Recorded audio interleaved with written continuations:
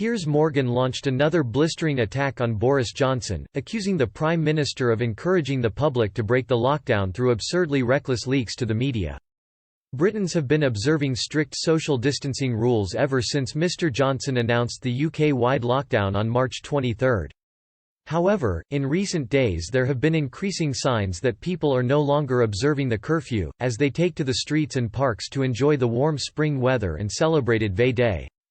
This follows a rash of media headlines, pointing to a significant easing of lockdown restrictions next week, fueling hopes that life is about to return to some resemblance of normality. Mr. Morgan, who is self-isolating after developing COVID-19 symptoms, took to Twitter to accuse the Prime Minister of needlessly endangering people's lives through his mixed messaging.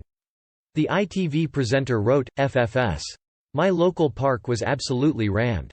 Hordes of people sunbathing, having picnics, hanging out with mates and ignoring social distancing."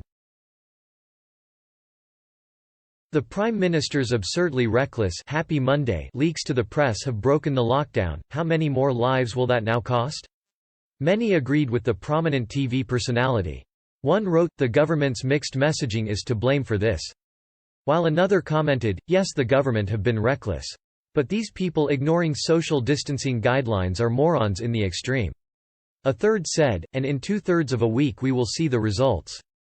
Number 10 has come under increasing criticism for its perceived mixed messaging about the curfew, as Boris Johnson prepares to make an announcement on Sunday outlining the road ahead for the country. One of the government's own scientific advisors said the public were mistakenly being given a green light to abandon the lockdown. "It's really unhelpful to have bits and pieces of information leaked," a member of the s.a.v.a.ges advisory committee told The Guardian. "It's incredibly damaging. If people are primed to look at things in a certain way, it will shape how they receive the information. So on Sunday they will be looking for the green lights and they won't notice the red lights. It's a really powerful way of influencing people."